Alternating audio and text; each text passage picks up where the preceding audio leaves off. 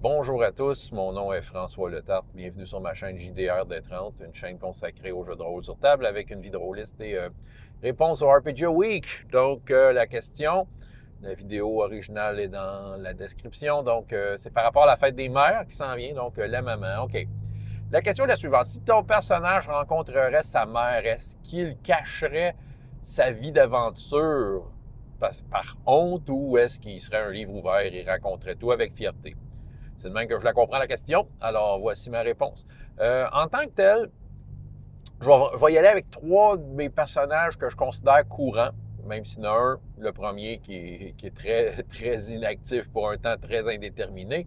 Commencez avec lui, Brise-Cœur, Alphonse, All for One, Régime diabolique, un mousquetaire du roi Louis XIII et tombeur de ses dames à Paris. Il vient de Paris, sa mère habite à Paris.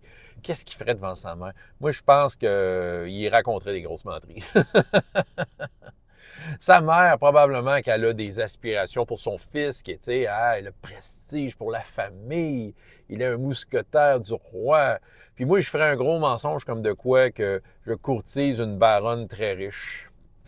Puis voilà, puis que je vais me marier avec. Probablement que je vais y bullshiter des trucs de même. Eh oui, pauvre Brise-Cœur, il ment à sa mère, je sais, mais il veut pas y faire de peine, il veut pas y raconter toutes ses aventures romantiques et multiples hein, envers la gente dame de Paris.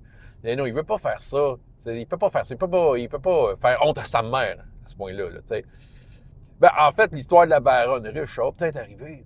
Qui sait? On ne sait pas. Qu'est-ce que l'avenir réserve? Est-ce que le brisqueur va se caser un jour?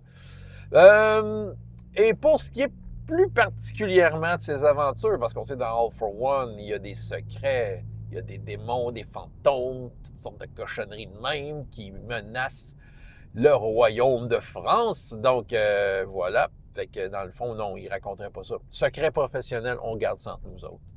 C'est des horreurs, ça se raconte pas. Puis, j'ai pas le goût de faire peur à ma mère tout de même. Là. Bon, fait que c'est ça. Ça serait ça, brise-cœur Alphonse. Bon, maintenant, on va y aller avec, tiens, le révérend Colbeck Colt, Uncharted Worlds. S'il rencontrerait sa mère, probablement qu'elle serait bien traumatisée. Ben, elle est probablement déjà exaspérée. Parce que mon personnage est un humain qui s'est converti à la religion des Nassilans. Il a fait changer sa peau pour une peau dorée pour être, pour avoir la couleur de sa religion. C'est ça. Puis voilà, c'était un peu extrême. Hein? C'est comme arrivé du jour au lendemain, ton enfant a des tatous, il est couvert de tatous de la tête aux pieds. C'est comme qu'est-ce que tu as fait cette nuit? Bon, ouais, puis c'est ça. Puis, il est très converti, très dans son affaire et, il serait comme. C'est ça, il est difficile à suivre pour ceux qui n'ont pas vécu ce genre de traumatisme de la grande conversion. Mais lui, il est très à l'aise avec ça. Il serait un grand livre ouvert. Il raconterait tout sans vouloir la convertir parce que c'est pas son but. Son but, c'est juste de raconter à quel point que le changeur doré est une bonne chose et qu'il est un bon prêtre, tout ça. C'est sûr que sa vie d'aventure, probablement qu'il y aurait des arguments pour prouver qu'il a fait le bon choix parce qu'on avait besoin de lui. Et dans les médias, on entend parler. Fait qu'on entend parler. C'est sûr que ça y fait. Bon, c'est sûr que ça l'attriste beaucoup, la maman du révérend, de savoir qu'il n'a pas pu réussir son mariage avec Chantal Perron. Qui est Chantal Perron? Ben, c'est, dans son background, il y avait une conjointe, ils ont eu un enfant ensemble, Aurélie Perron, qui était la capitaine du vaisseau, le Seconde Chance, là, avant qu'elle parte faire des courses à l'autre bout de la galaxie. Puis, dans le fond, c'est parce que la madame a vraiment eu une dépression et a capoté, est allée sur la Terre qui est dévastée. Mais finalement, aujourd'hui, elle est rendue quelqu'un d'important. Probablement que ma maman le sait, elle sait c'est qui. Puis, tu sais, Chantal est rendue, c'est ça, mais c'est ça. C'est un divorce, mais moi, c'est parce que j'étais un capoté de religieux. Puis ma conjointe, c'était une madame qui s'en venait complètement folle. Fait que ça marchait plus. Puis, puis étrangement, mon enfant a suivi la partie de cette famille-là qui était la moins capotée, puis c'était moi. C'est bizarre. Mais elle était zéro convertie. Elle vivait sa vie de jeune femme.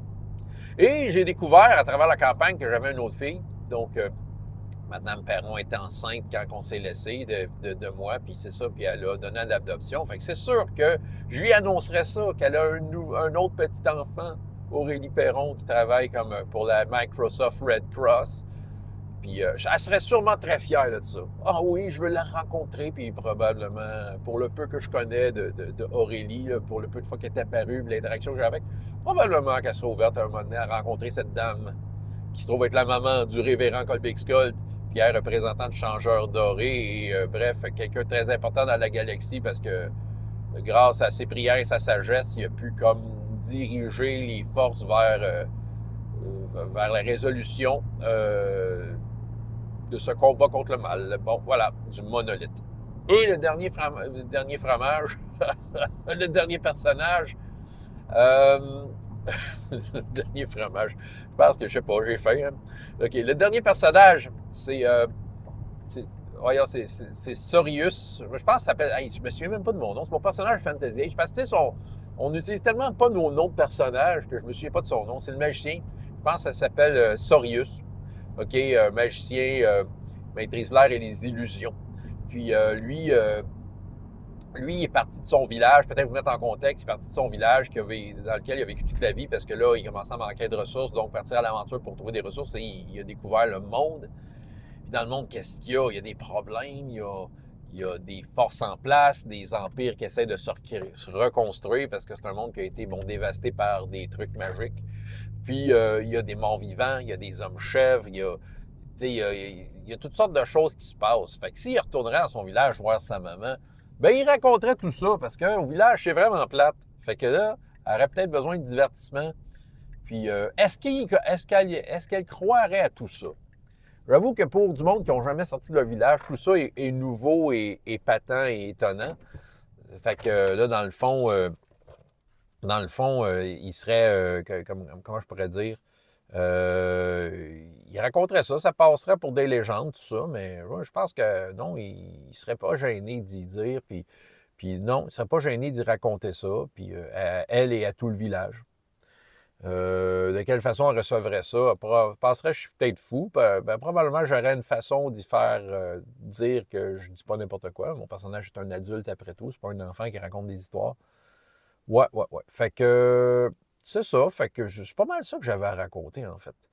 Fait que François Letard, JDR des 30, et jusqu'à la prochaine fois, et autant de plaisir dans la vie que dans les jeux. Au revoir.